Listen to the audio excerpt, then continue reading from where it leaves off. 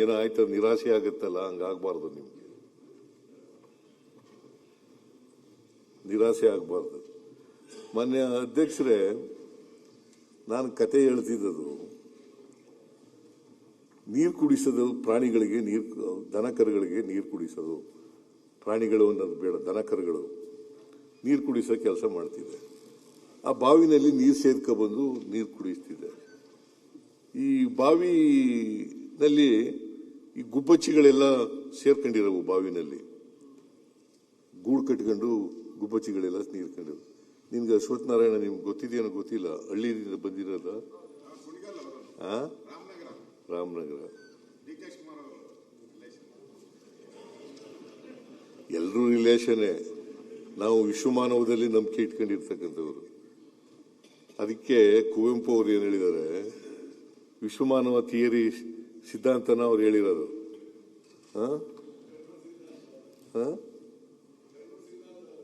ಹೌದು, ವಿಶ್ವಮಾನವ ಸರ್ವ ಜನಾಂಗದ ಶಾಂತಿಯ ತೋಟ, ರಸಿಕರ ಕಣ್ಗಳ ಸೆಳೆಯುವ ನೋಟ, ಸರ್ವ ಜನಾಂಗದ ಶಾಂತಿಯ ತೋಟದಲ್ಲಿ ನಂಬಿಕೆ ಇಟ್ಕೊಂಡಿರೋದು ನಾವು. ನಮ್ಮ ಸಿದ್ಧಾಂತ ಏನು ಗೊತ್ತಾಯ್ತಾ ಈಗ? ಸರ್ವ ಜನಾಂಗದ ಶಾಂತಿಯ ತೋಟ.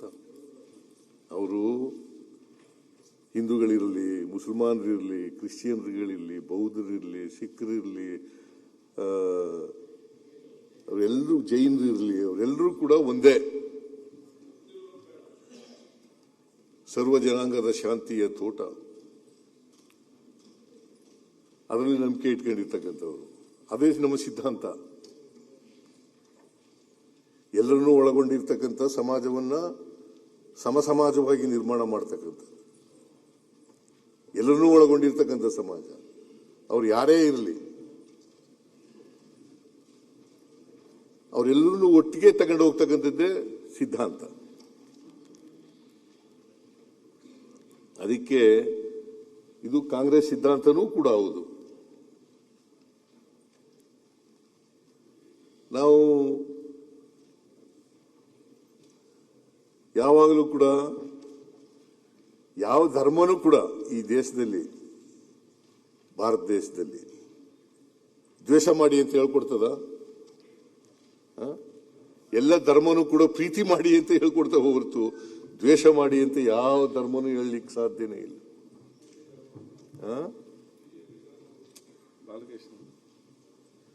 ಅದ್ ನೀನ್ ಹೇಳು ಬಾಲಕೃಷ್ಣ.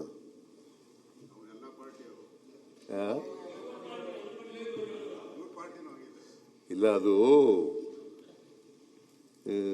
ನೀವು ಸರ್ವ ಜನಾಂಗದ ಶಾಂತಿಯ ತೋಟ ನಿಮ್ಮಲ್ಲಿ ಇಲ್ಲ ಅಂತ ಹೇಳಿ ಅವ್ರು ಬಿಟ್ಬಿಟ್ಟು ಬಂದ್ಬಿಟ್ರು.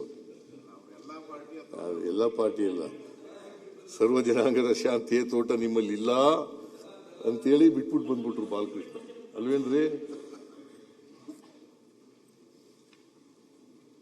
ಅದರಿಂದ ಮಾನ್ಯ ಅಧ್ಯಕ್ಷರೇ, ನಾನು ಏನು ಹೇಳ್ತಾ ಇದ್ದೆ ಅಂತಂದ್ರೆ, ದನಕರುಗಳಿಗೆ ನೀರು ಬಾವಿನಲ್ಲಿ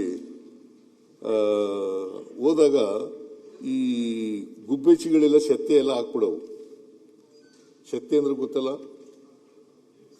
ಕಸ.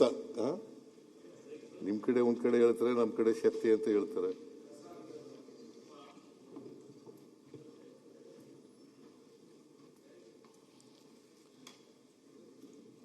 ಅದರಿಂದ ಈ ಸೆತ್ತೆ ಎಲ್ಲ ಏನ್ ಮಾಡೋದು, ನೀರಿಗೆಲ್ಲ ಹೋಗಿ ನೀರ್ ಮೇಲೆ ಬಿದ್ದು ನೀರ್ನೆಲ್ಲ ಮುಚ್ಕೊಬಿಡೋದು,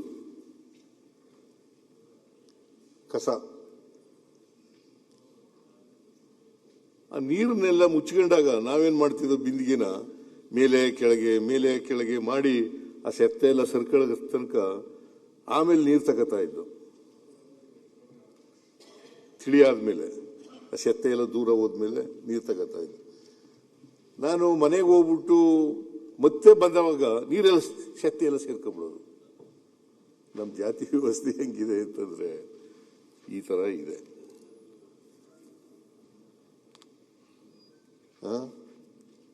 ಸ್ವಲ್ಪ ಸುಧಾರಣೆ ಮಾಡಿದಾಗ ಸೆತ್ತೆ ಎಲ್ಲ ಜಾತಿ ವ್ಯವಸ್ಥೆ ಕಡಿಮೆ ಆದಾಗ ಕಾಣಿಸುತ್ತೆ, ಮತ್ತೆ ಸೇರ್ಕೊಂಡ್ಬಿಡ್ತದೆ. ಅದಕ್ಕೆ ಜಾತಿ ಹೋಗಿಲ್ಲ.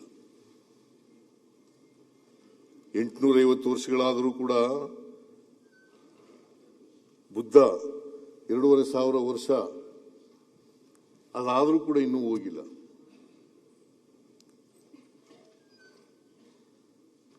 ಅವ್ರು ಏನೇ ಹೇಳಿದ್ರು, ನಾವು ಎಂಥದ್ದು ಸೂರ್ಯ ಎಂಥದ್ದು ಗ್ರಹ ಎಂಥದ್ದು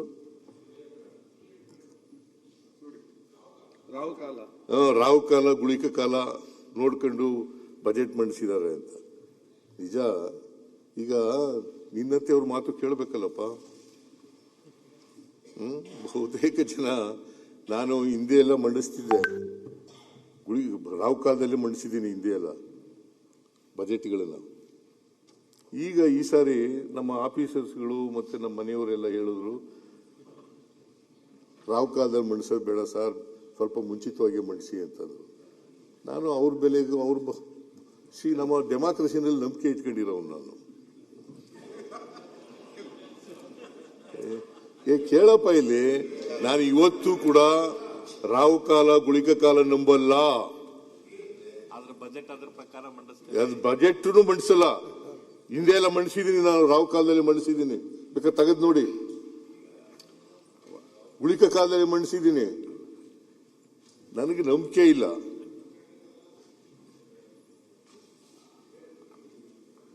ಅವತ್ತಿನ ಪರಿಸ್ಥಿತಿ ಬೇರೆ ಇತ್ತು, ಇವತ್ತಿನ ಪರಿಸ್ಥಿತಿ ಬೇರೆ ಇದೆ. ಮುಂದಿನ ಬಜೆಟ್ ನೀವೇ ಮಂಡಿಸ್ಬೇಕಲ್ಲ, ಅದಕ್ಕೆ ಇದು ಕಾಲ ಎಲ್ಲ ನೋಡಿರೋದು. ಕಾಲ ಏನ ತಸ್ಮೇನ ಏನೋ ಹೇಳ್ಬೇಕು, ಸಂಸ್ಕೃತ ನಂಗೆ ಬರಲ್ಲ. ಅದಕ್ಕೆ ಕಾಲಯ ತಸ್ಮೇ ನಮ. ಅದಕ್ಕೊಂದು ಪೀಠಿಗೆ ಹಾಕೊಂಡಿದ್ದೀರ ಅಷ್ಟೇ, ಒಂದು ಸ್ಟೆಪ್. ಯಾವ ಪೀಠಿಗೆನೂ ಹಾಕೊಂಡಿಲ್ಲ. ಕೇಳ್ರಿ, ಇಲ್ಲಿ ನಾನು ಯಾವತ್ತು ರಾವು ಕಾಲ ನೋಡಿಲ್ಲ, ಯಾವತ್ತು ಗುಳಿಕ ಕಾಲ ನೋಡಿಲ್ಲ, ಯಮಗಂಡ ಕಾಲ ನೋಡಿಲ್ಲ. ಯಾವತ್ತು ಸೂರ್ಯಗ್ರಹಣ ಇದೆಯಲ್ಲ, ಯುಗಾದಿ ಹಬ್ಬದ ದಿನ ಯಾರಾದರೂ ಮಾಂಸ ತಿಂತಾರೇನ್ರಿ? ಶಿವರಾತ್ರಿ ಹಬ್ಬದ ದಿನ ಮಾಂಸ ತಿಂತಾರೆ, ನಾನು ತಿಂತೀನಿ.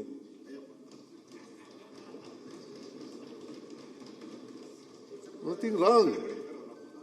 ಎಲ್ಲ ದಿನನೂ ಒಂದೇನೆ, ಹಬ್ಬ ಅಂತ ಮಾಡ್ತೀವಿ ಅಷ್ಟೇನೆ. ನಾನು ಈಗ ಅದು ಅವ್ರವ್ರ ನಂಬಿಕೆ, ಅವ್ರವ್ರ ನಂಬಿಕೆ. ನಿನ್ನ ನಂಬಿಕೆ, ನೀನು ಈಗ ಶಾಲಾಕ ಬಂದಿದೆಯಲ್ಲ, ಯಾಕೆ ಹಾಕ ಬಂದಿದ್ಯಾ?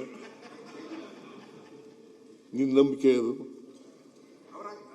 ಅನ್ನೇ ಯಾಕೆ ಗುರಿ ಮಾಡ್ತಾ ಇದ್ದೀರಾ? ಸ್ಪೀಕರ್ ಹಾಕೊಂಡ್ಬಂದಿದ್ರು, ಅವ್ರಿಗೆ ಕೇಳಲ್ಲ. ಅವರು ಇವತ್ತು ಫೋಟೋ ಸೆಷನ್ಗೋಸ್ಕರ ಹಾಕೊಂಡ್ಬಂದಿದ್ದಲ್ಲ, ಆಯ್ತಪ್ಪ, ಅವ್ರು ಹಾಕೊಂಡ್ಬಂದಿದ್ದಾರೆ. ನನ್ನ ಪದ್ಧತಿ ಇದು. ಮೊದಲು ಖಾದಿ ಹಾಕಿದ್ರೆ, ಆಮೇಲೆ ಈಗ ಸಿಲ್ಕ್ ಬಂದಿದ್ದೀರ. ಈಗ ದೇವೇಗೌಡ ಹಾಕತ್ತಲ್ಲ ನಂಗೆ ಆಕಳೆ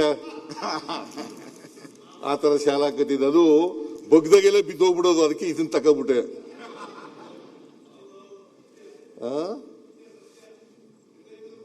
ಅಲ್ವೇನೆಯ? ಬಗ್ದಾಗೆಲ್ಲ ಬಿದ್ದೋಗ್ಬಿಡೋದು. ಅದಕ್ಕೆ ಇದನ್ನ ತಾಳಪ್ಪ, ಇದನ್ನ ಹಾಕೋಣ ಅಂತ ಅಂದ್ಬಿಟ್ಟು ಇದನ್ನ ಹಾಕೊಂಡೆ. ಇದು ಕಾಸ್ಟ್ಲಿ ಬೇರೆ. 13,000 ನೀನು ಇದ್ರಲ್ಲಿ ತಗೊಬಂದಿದ್ಯಲ್ಲ? ಇಲ್ಲ, ಅದು ಬೇರೆ.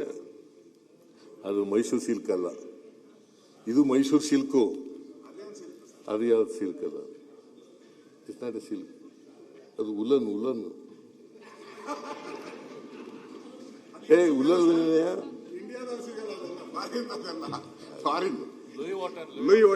ಈಗ ಜಗತ್ತಿನಲ್ಲಿ ಏನೇನು ಸಿಗ್ತವೆ ಅವೆಲ್ಲ ಬೆಂಗಳೂರಿನಲ್ಲಿ ಸಿಗ್ತವೆ, ಮೈಸೂರಿನಲ್ಲಿ ಸಿಗ್ತವೆ.